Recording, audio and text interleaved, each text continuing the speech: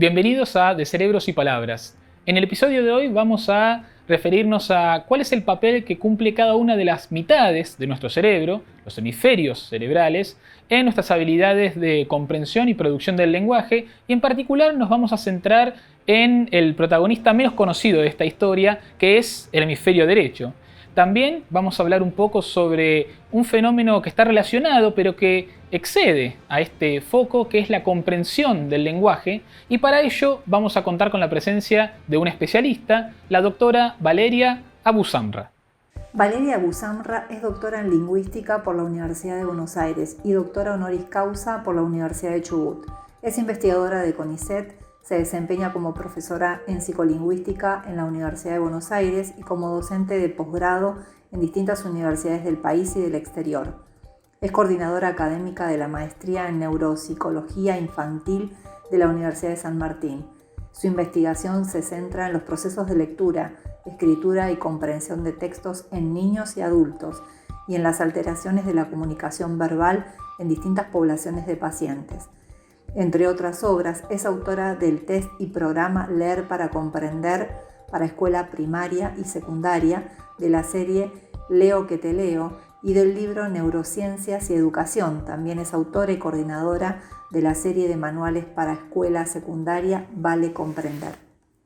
Valeria, bienvenida. Es un gusto tenerte acá por más de una razón. Y tal vez la menos obvia es que para mí es como cerrar un círculo esto, ¿sí? Porque un círculo de conocimiento. Primero, para mí vos fuiste un nombre, porque vengo leyendo tus trabajos desde hace años y eras una entelequia, un conjunto de letras, un apellido ahí en algunas publicaciones. Después, hace unas semanas, te convertiste en una voz. Le pude sumar una voz a ese nombre y hoy, después de un tiempito más, te veo de cuerpo entero. Así que es un gusto saludar a la autora, nombre, voz y cuerpo, Valeria Abu-Samra. Gracias por acompañarnos en De Cerebros y Palabras. Muchas gracias, Adolfo. La verdad que para mí es un placer también. Te la hice difícil porque tuviste que lidiar con un apellido difícil primero, pero llegamos. Y la verdad que es un placer estar acá en ISEL TV y estar con vos, compartir con vos este espacio. No es la primera vez que estoy acá, con lo cual me siento muy honrada por esta nueva invitación, así que bueno, será un placer. Fantástico, y estamos en este ciclo, ¿no?, cuyo objetivo es conocer un poquito más la relación entre el lenguaje, la mente, el cerebro humano, ¿no? Y en ese sentido, vos sos psicolingüista, ¿sí? Y pasás buena parte de tu jornada laboral cada día trabajando con distintas poblaciones, pero en particular con pacientes que tienen lesiones cerebrales, ¿no? Y evaluás su lenguaje de algún modo. ¿Nos podés contar de qué va esta profesión en la que te insertaste? Bueno, tenés varias horas para que... Mira, siempre digo que todavía hoy intento explicarle a mi madre a qué me dedico y no puedo. Así y no que solo eso. Intentaré, y no solo eso. Exactamente, pero sí, la verdad que sí, soy una...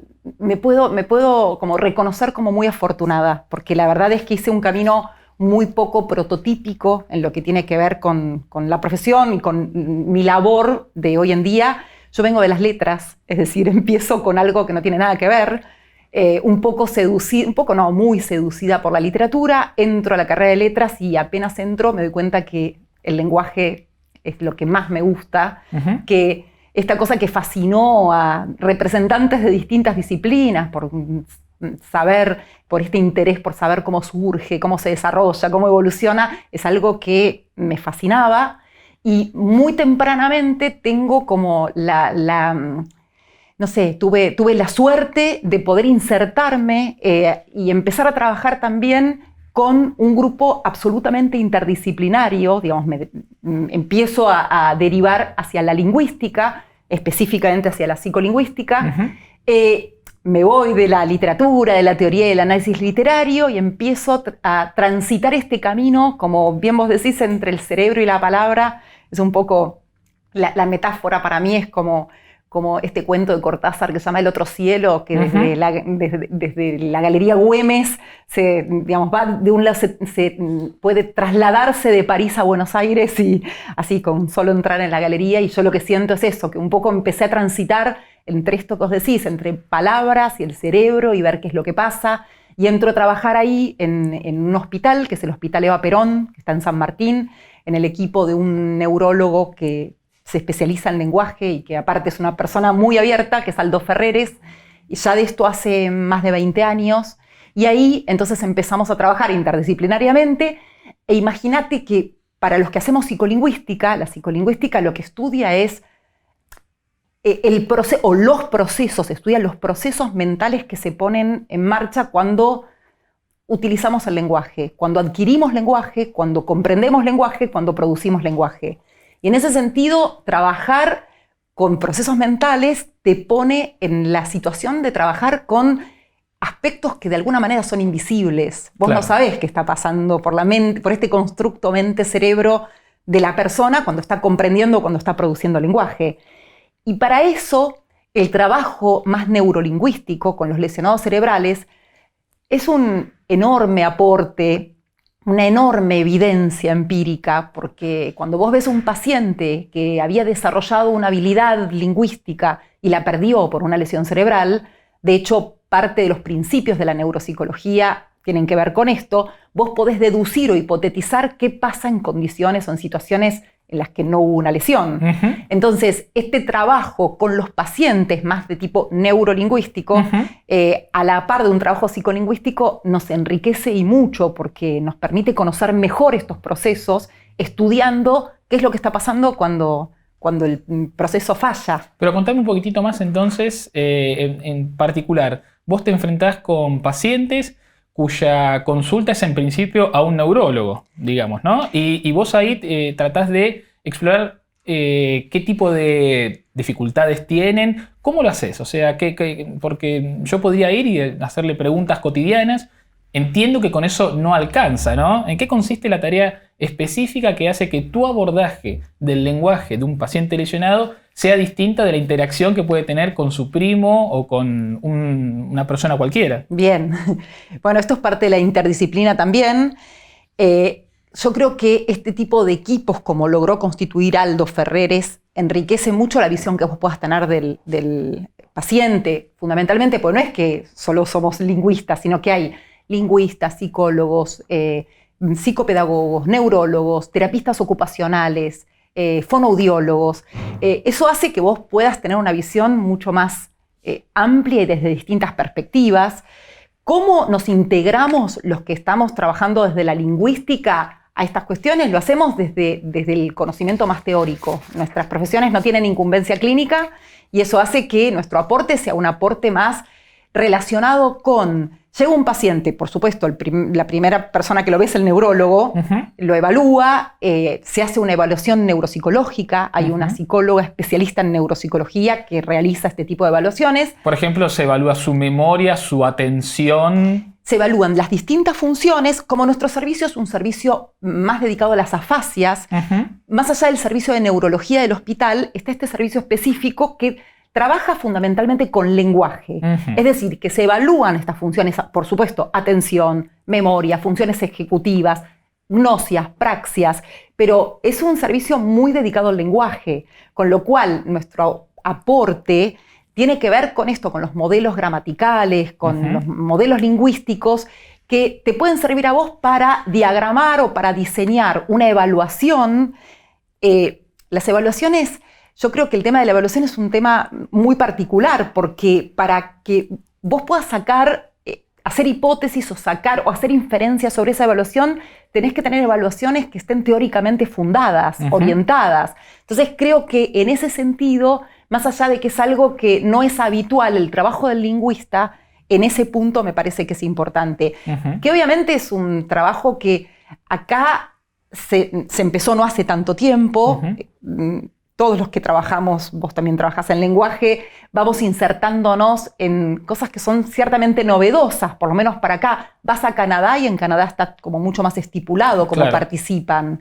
Pero acá es eso, es un poco trabajar a la par muchas veces del neurólogo para poder diagramar o diseñar ciertos instrumentos. De hecho, a lo largo de estos años diseñamos varios instrumentos, normatizamos, validamos muchos instrumentos lingüísticos y además...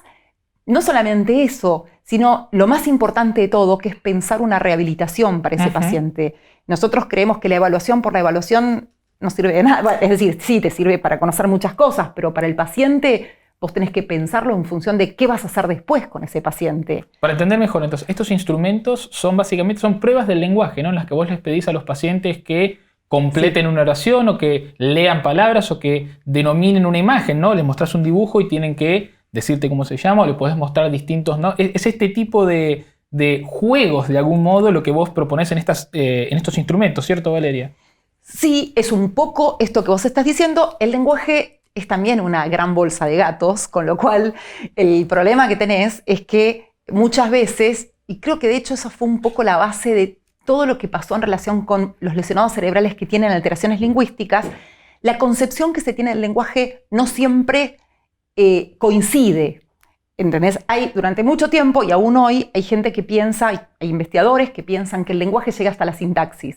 Y lo que va más allá de la sintaxis, la pragmática, la semántica estaría ahí un poquitito en cada lado, no es lenguaje. La pragmática no sería lenguaje, es comunicación, pero en definitiva la comunicación y la pragmática también es lenguaje. Okay. Entonces, eso es lo que hace que cambien también las formas de diseñar estos instrumentos. Okay. Sí desarrollamos este tipo de pruebas que vos decís, pero también desarrollamos muchas pruebas que antes no eran consideradas propiamente lingüísticas, Entendido. más pragmáticas, porque en los últimos 20 años, te diría, en nuestros servicios se empezó a trabajar muy fuertemente con un tipo de población que son los pacientes, un psicolingüista me tomaría el error para analizarlo. Ay, ciertamente, ahí ha de ser una de tus pasiones. Sí, claro. Es una pasión, absolutamente. Pacientes, decías, con lesiones. Con lesiones del hemisferio derecho. Ok.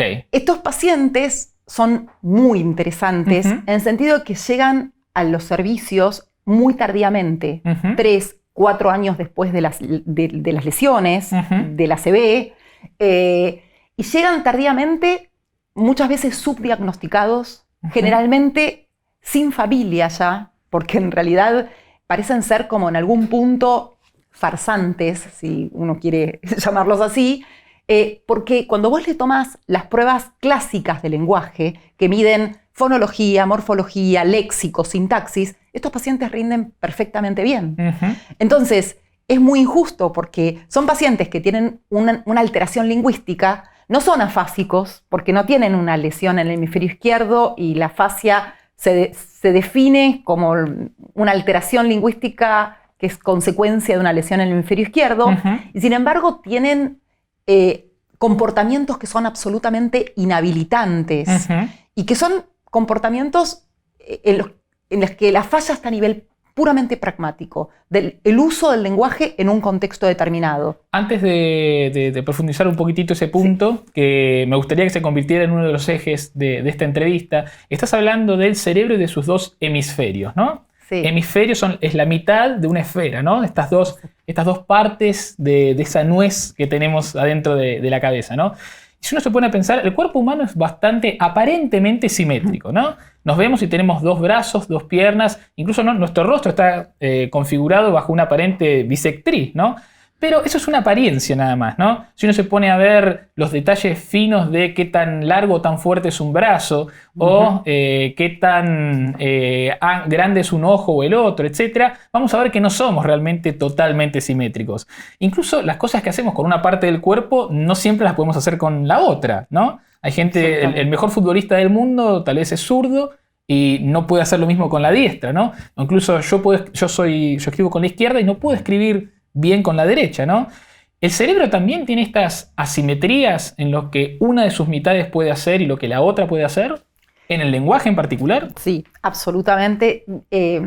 Bien dijiste vos, estas aparentes simetrías de forma inclusive, no tienen, digamos, nada que ver con lo que son las asimetrías funcionales, en el sentido de que esto, digamos, si bien durante mucho tiempo el cerebro fue objeto de estudio de las distintas disciplinas, en el año 1836 o por ahí con Daxi, en el 61, 63 con Broca, 1860, en esa década, con Broca, se descubre a través de investigaciones que él llevó adelante, y en especial con pacientes que habían perdido el habla, que cuando estos pacientes mueren y analizan qué es lo que pasó, encuentran que hay alteraciones específicas en el hemisferio izquierdo, en lo que hoy en día se llama el área de Broca.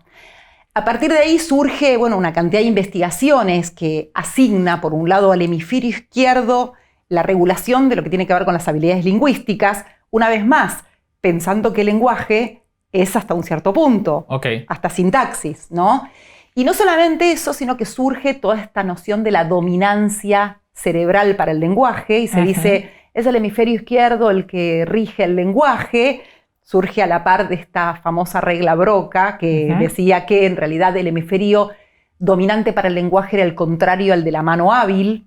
A ver, ¿cómo es eso? Entonces, el hemisferio que es dominante para las funciones básicas, centrales, clásicamente lingüísticas, digamos, está a contramano de tu mano dominante. ¿Qué es la mano dominante? Es la mano hábil con la que vos decías antes. Si bien las dos manos aparentemente tienen una fisonomía similar, vos sos más hábil. Hay gente que es ambidiestra y maneja perfectamente bien ambas manos, pero en general lo que nos pasa es que somos más hábiles con una mano que con otra. Y entonces lo que en ese momento, hoy en día se ve que eso fue reduccionista, pero en ese momento lo que se planteó es que las personas diestras, manualmente diestras, tenían rección del hemisferio izquierdo para el lenguaje y que las personas zurdas tendrían rección lingüística en el hemisferio derecho. ¿Y están así? Eso se demostró que no es así. Se demostró que el 98% de las personas diestras, en realidad la rección lingüística está en el hemisferio izquierdo. El hemisferio izquierdo es el que rige el lenguaje, pero que en el 70% de los zurdos también es el hemisferio izquierdo el que rige el lenguaje, que tenés un 13% de personas que tienen rección bilateral y que es solo una minoría la que realmente es zurda con una rección del hemisferio derecho. Entonces, esto fue como avanzando.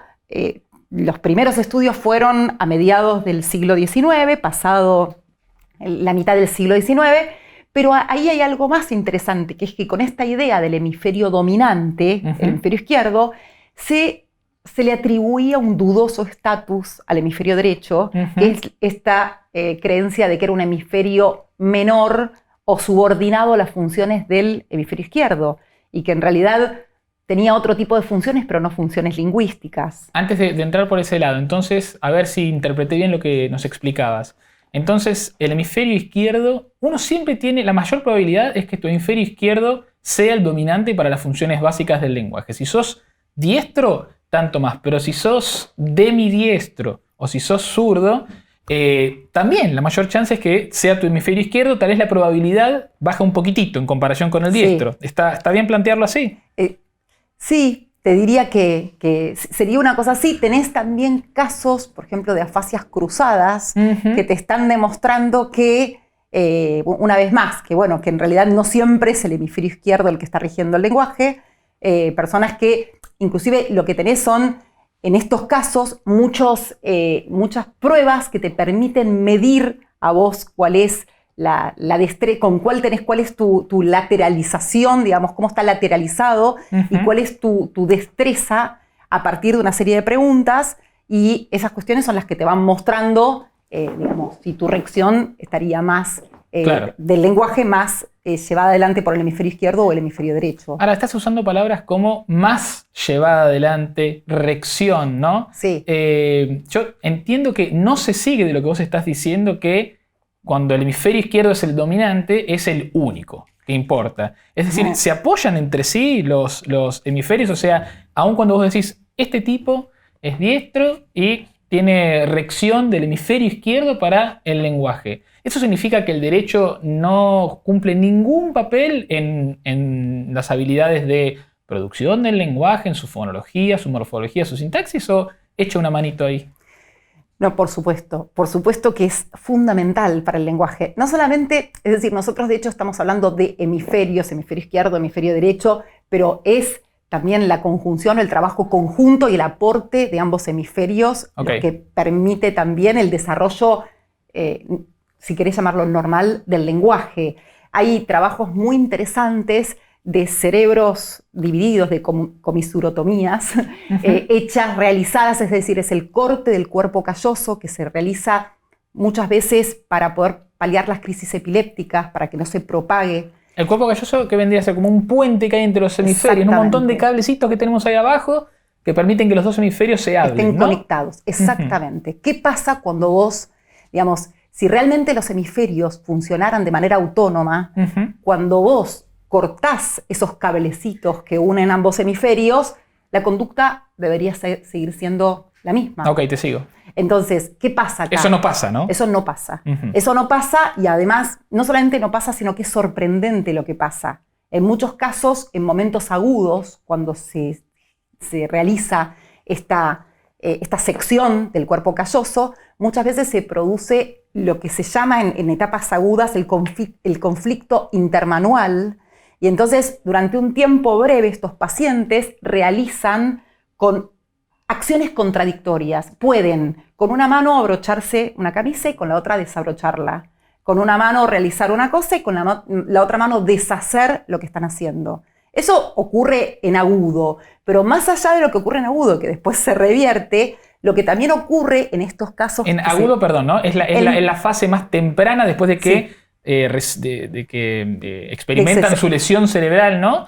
Y es como el momento más álgido, ¿no? De la disfunción que manifiesta el paciente, ¿no? Completamente, y que puede ser un tiempo acotado, es decir, no puede ser, es un tiempo acotado. Generalmente después de que 4 meses, 6 meses ya se estima que pasamos la fase aguda, ¿no? Se supone que hasta 7 u 8 meses. 7 u 8. Más, un poquito menos, es decir, no es mi especialidad, pero por lo que vemos en el hospital, nosotros en el hospital igual recibimos pacientes que ya son crónicos, que pasaron esta primera etapa. Si bien es un hospital de agudos, al trabajar con lesionados del hemisferio derecho, generalmente ya recibimos pacientes que han pasado esta etapa.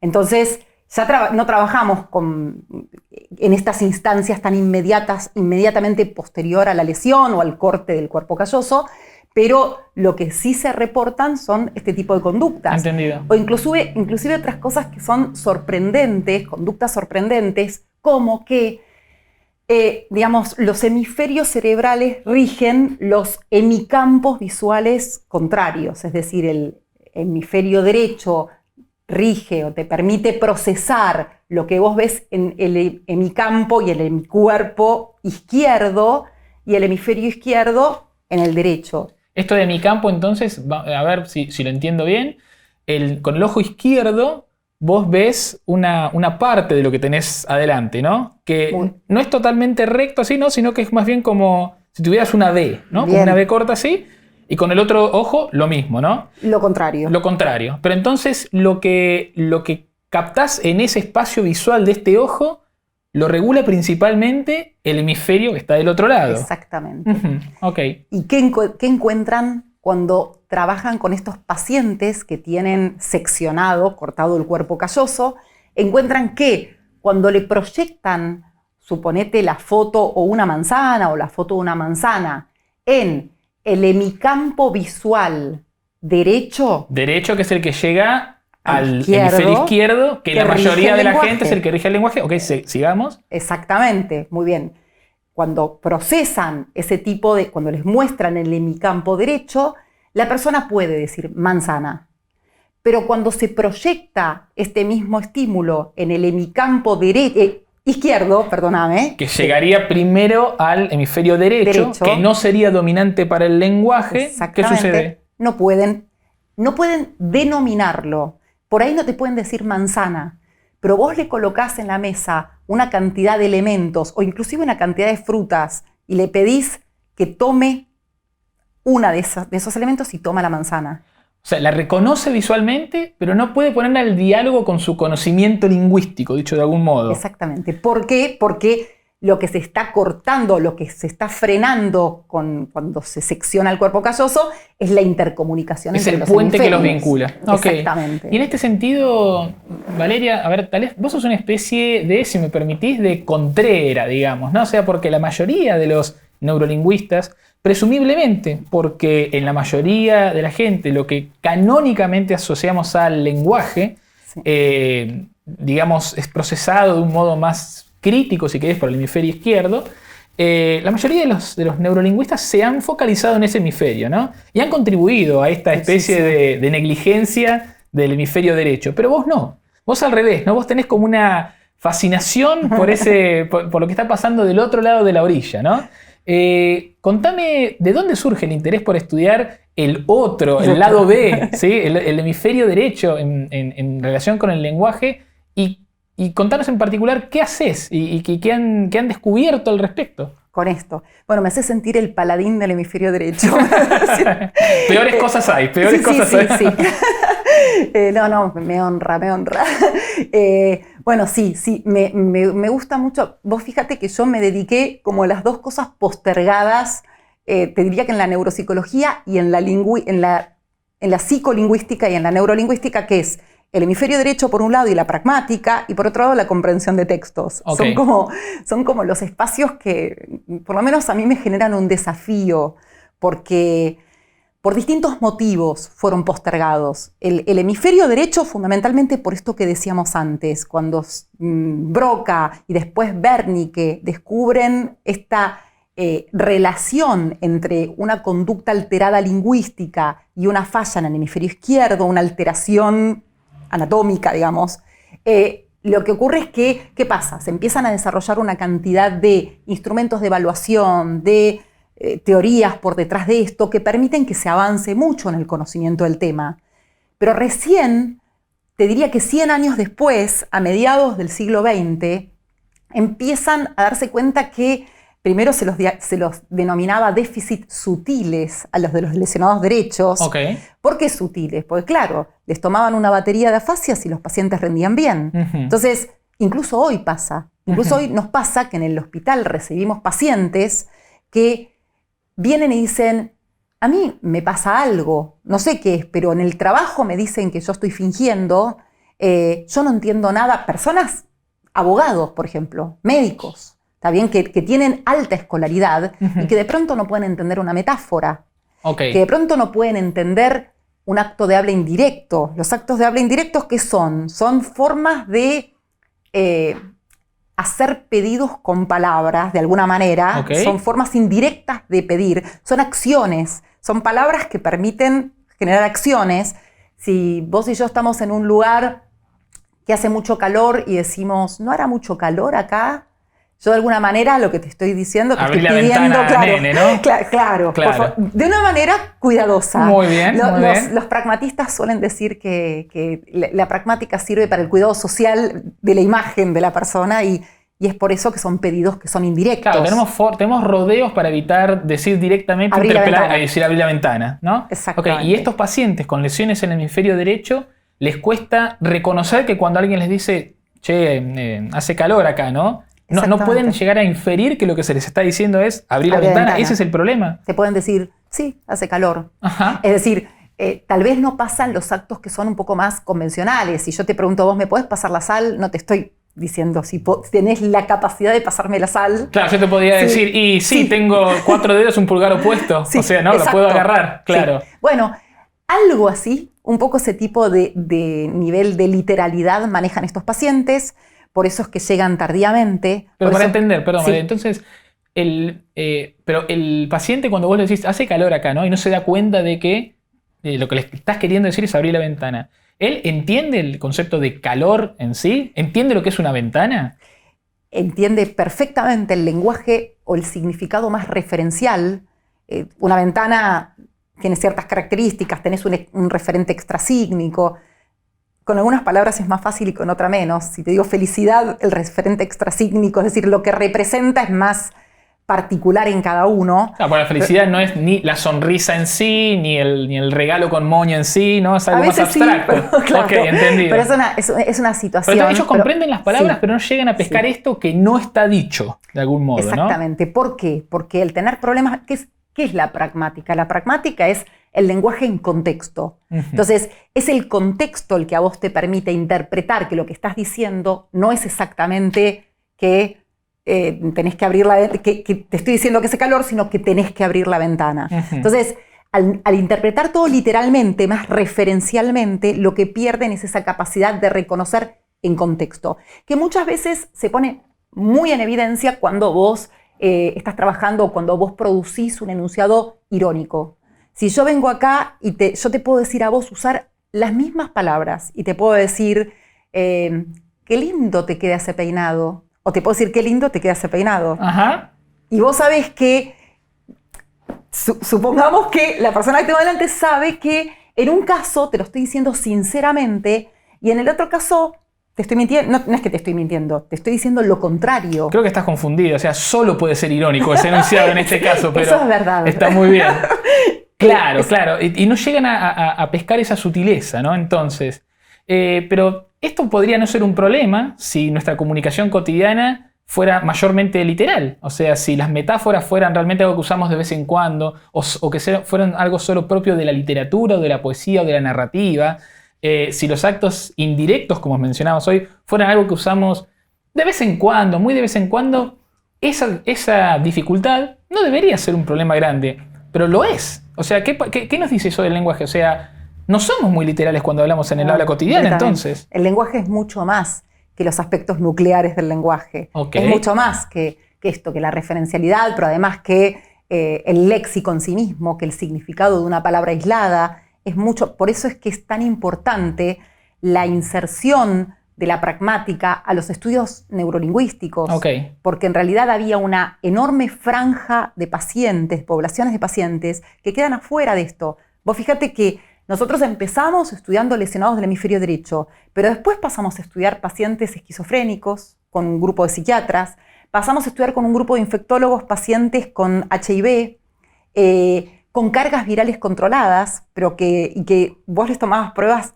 del lenguaje más básico, como decíamos antes, y rendían bien, pero les tomabas una metáfora y no podían entender una metáfora. ¿Incluso pacientes con HIV? Exactamente. ¿A qué se atribuye eso? Porque uno no asocia el HIV con una lesión cerebral, no es la primera idea que uno tiene en la cabeza, por lo menos, ¿no? No, bueno, en muchos casos, acá hay que tener como mucho cuidado porque hay casos en los que la medicación te puede generar digamos, el déficit cognitivo. Entendido.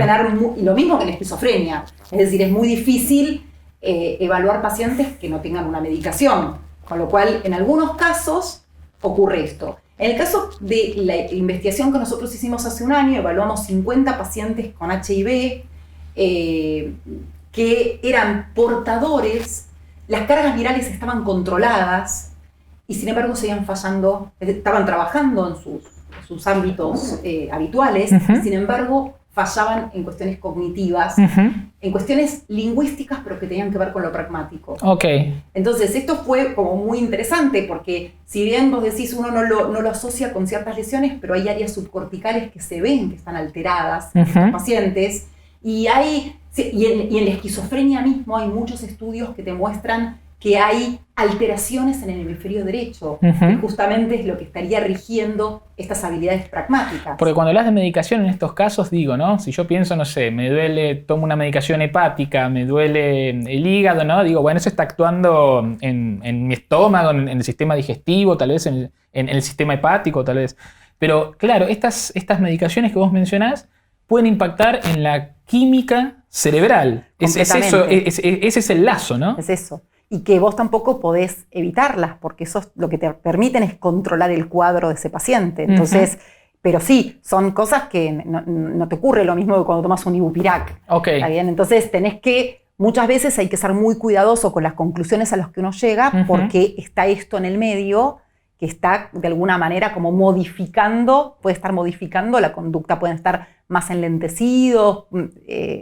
Hay muchas cuestiones de lo cognitivo que se ven afectadas, pero por eso es que cuando hicimos esta investigación se había reportado que era el efavirenz el que generaba estos trastornos cognitivos, y lo que hicimos fue evaluar pacientes que no estuvieran tomando efavirenz, que tuvieran sus cargas virales controladas y aún así actuando de manera absolutamente normal en sus trabajos, en la vida cotidiana y todo, veíamos que fallaban en algunas habilidades muy puntuales, como por ejemplo la comprensión de metáforas. Por ejemplo, la comprensión de metáforas. Hoy me hablabas de otra forma el ejemplo que me dabas hoy, ¿no? Cuando elogiabas mi peinado y luego dabas a entender que no era digno de elogio, ¿sí? una de las cosas que marcó la diferencia, digamos, fue la entonación que usaste. Yo noté que tu voz tuvo como ondulaciones distintas, ¿no? Y creo que es parte de lo que nos permite reconocer cuando alguien nos está diciendo algo en serio o cuando nos está gastando, cuando está haciendo falluto, ¿no?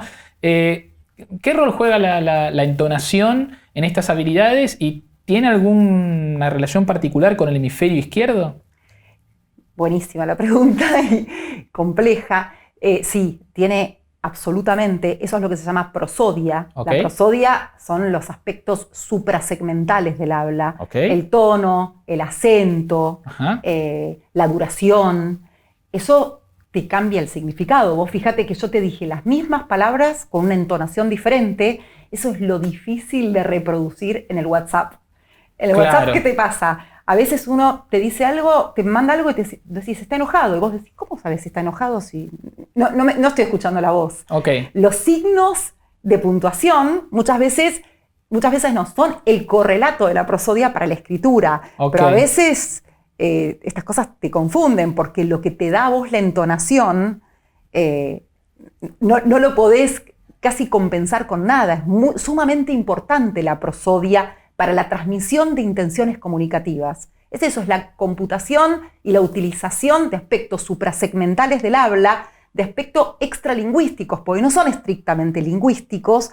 Para dónde llevas la voz y la haces subir más Exacto. o menos, no es algo estrictamente lingüístico. No, okay. Se lo suele llamar extralingüístico o aspecto suprasegmental del habla, pero que colabora con la transmisión de intenciones comunicativas. Sin ir más allá, ¿no? Si yo te digo, ahí hay una cámara, o si te digo, ahí hay una cámara, a ver, la gramática fue la misma, las palabras fueron la misma, incluso a ver, los fonemas, ¿no? Estas unidades que después se convierten en sonidos son las mismas, pero en una yo te afirmé algo y en la otra te lo pregunté, ¿no? Lo que cambió fue la entonación, pero un paciente con lesiones derechas, ¿tiene problemas en reconocer cuando alguien le afirma algo o le pregunta algo? Es muy bueno también esto porque es algo que se viene estudiando muy sistemáticamente y que muestra la posibilidad de disociaciones. Es decir, disociación es una tarea que se hace bien y una tarea que se hace mal. Okay. Y en este caso lo que muestra son dobles disociaciones. Un paciente que tiene bien A y mal B y el otro que tiene mal A y bien B. Y cada uno de ellos tiene una lesión distinta en el cerebro. Sí, mira, el tema, lo que ocurre con los lesionados derechos, a diferencia de lo que pasa con las afasias, es que no está tan establecido cuáles son las áreas del hemisferio izquierdo, si bien, por supuesto, que cada uno de estos procesos tienen áreas de procesamiento específicas, pero no podés distinguir como un área de Broca y un área de Wernicke para lo que tiene que ver con la pragmática. No tenemos el mapita del hemisferio derecho, no lo tenemos tan bien trazado como el del izquierdo, decís. No está tan claramente trazado, okay. Pero sí, por supuesto, hay lesiones que afectan distintas áreas neurales y que te generan a vos, por ejemplo, un trastorno prosódico, pero de la prosodia lingüística o de la prosodia emocional. Lo que se suele decir es que la prosodia lingüística en algunos puntos está regida por el hemisferio derecho y el hemisferio izquierdo, y la emocional, que es la que te permite a vos distinguir una persona que está enojada, triste o contenta, okay. Estaría mucho más claramente regida por el hemisferio derecho. Entendido. De todas maneras, los pacientes con lesiones del hemisferio derecho fallan en los dos tipos de prosodia. Bien. Y cuando hablas de prosodia lingüística, y vos diste un muy buen ejemplo, que era el de la pregunta, la orden, también tenés otro tipo de prosodia que se suele denominar prosodia intelectual, que es la de la acentuación de una palabra en la oración. Okay. Yo te puedo decir a vos, Juan es inteligente. Y ahí yo lo que te estoy diciendo es que es Juan y no Pedro. Okay. Pero también te podría decir, Juan es inteligente. Y ahí estoy siendo un poco irónica. Okay. Es decir, estoy marcando otra parte de la oración. Es decir, que con eso también transmitís sentido, transmitís intenciones y estás hablando de un tipo de prosodia lingüística. ¿Qué pasa con estos pacientes? Pueden fallar en todas, pueden fallar en una sí y en una no, okay. Pero además se producen disociaciones entre la comprensión de la prosodia y la producción de la prosodia. ¿Dónde les va peor? Tenés las dos cosas. Okay. Lo que yo te diría no es dónde les va peor, Ajá. Sino que lo que te diría que lo peor de todo para ellos, y es la queja que ellos tienen, es que les vaya mal en la producción. Porque lo que dicen es, yo estoy mal y no me creen, porque tienen una prosodia que es una entonación aplanada. A veces completamente alterada, tienen una entonación que es como poco habitual. Entonces, cuando quieren transmitir que están tristes, te lo dicen todo de la misma manera. Estoy contento, estoy triste, todo igual. Entonces, claro, la queja es no me creen. Claro. Pero porque lo que tienen es una alteración para poder producir utilizando estos aspectos suprasegmentales. A ver si del te habla. entiendo. O sea, parte de las marcas que nosotros reconocemos en el otro, que nos dejan saber que está mal, tienen que ver con estas modulaciones, estas ondulaciones. Si una persona no puede manifestarlas, vos como interlocutor, como oyente, no tenés esas claves que te permiten, son como la principal cosa a la que le echas manos para decir algún problema tiene, o sea, está mal en serio. Sí, y es algo temprano. Preguntale, ya vas a tener un hijo que pueda reconocer estas intenciones cuando sea un poquito más grande, pero preguntale a mis hijos si no saben claramente reconocer cuando estoy enojada o cuando les digo algo enojada o irónicamente o contenta. Entendido. Es decir, es algo muy temprano y esencial, te diría. Claro, tengo el número de tus hijos, así que Dale, no voy a privarme de la oportunidad de consultarles. Mirá, Me gustaría que no salga al aire, lo único. No, bueno, va fuera de aire, Me gustaría hacerte una última pregunta como para ir cerrando, ¿no? Porque hemos hablado sobre el hemisferio derecho, sobre la pragmática, la comprensión del lenguaje indirecto, actos de habla indirectos, las metáforas, ¿no? De algún modo, incluso en la prosodia, lo que estábamos diciendo, si hay una idea que subyace en conjunto a todo esto, es la idea de la comprensión del lenguaje, ¿no? O sea, alguien me está diciendo algo y hay un montón de recursos ahí en los que yo en los que me puedo apoyar para interpretar, para inferir, para comprender. Pero vos no trabajás únicamente la comprensión pensando en lesionados o lesionados derechos, ¿no? Esto es parte de una agenda de investigación más amplia para vos. ¿Qué podrías decirme sobre el trabajo que haces, sobre la comprensión en general? Y una cosa que me interesa particularmente es cómo has encontrado un vehículo para capitalizar tu conocimiento y tu estudio al respecto en herramientas concretas, libros, manuales que se utilizan en entornos educativos, ¿cierto? Bien. Sí, empezamos trabajando y focalizando mucho en lo que eran las alteraciones que presentaban esta población de pacientes relacionados del hemisferio derecho a nivel discursivo, si querés, porque también es en el discurso conversacional, que tienen muchas alteraciones, y en lo que sería la interpretación. La producción no tanto, pueden producir muy buenos discursos cohesivos, pero sí en la interpretación, por esta literalidad de la que hablábamos. Al ser pacientes que interpretan todo tan literalmente, les cuesta mucho. Por ejemplo, para que te des una idea, nosotros teníamos un paciente que venía al servicio todos los viernes. Un viernes no viene. A la semana siguiente le preguntamos, ¿qué le pasó que no vino a la cita? Y dice, no, yo vine, ustedes no me escucharon. Entonces, nosotros le explicamos y le decimos, mire, usted la próxima tiene que golpear muy fuerte. Y una compañera de equipo, usando una metáfora inadecuadamente para esta población de pacientes, le dice, golpee fuerte, tire abajo la puerta si es necesario. Y el señor nos contesta, no se preocupen, porque ustedes saben que yo soy carpintero y después puedo ayudar nuevamente a poner la puerta en su lugar. No te puedo creer, mirá. Entonces, estas cosas que llaman tanto la atención y que vos decís, ¿qué es lo que está pasando acá? Es lo que de a poco nos fue llevando también a entrar en este segundo objeto de estudio postergado, que es la comprensión lectora, que también a mí me fascina, y que nos hizo pasar de la clínica, es decir, seguir con la clínica, pero pasar también al ámbito escolar. Empezar a trabajar muy fuertemente en las escuelas, ayudando a esto. Y además, teniendo la evidencia directa de muchos de esos procesos que son esenciales, porque si vos ves un paciente que comprende eso tan literalmente, o ves un paciente que te recuenta una historia basada en detalles y no llega al significado global del texto, te empezás a dar cuenta que hay elementos o procesos que son esenciales. Por ejemplo, la jerarquización de la información. A ver, ¿cómo es eso?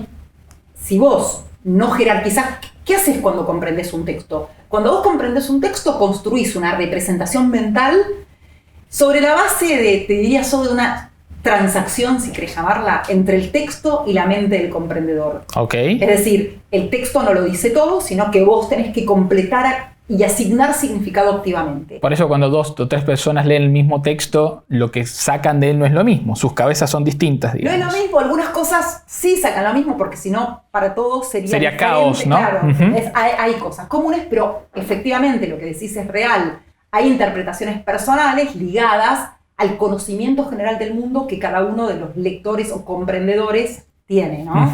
Entonces, completás ese texto, pero para construir la representación mental es tan importante lo que computás como lo que suprimís. Okay. Si vos computás todo, activás toda la información y pretendés integrar todo lo que lees a la representación mental, no hay sistema de procesamiento lingüístico que aguante. Okay.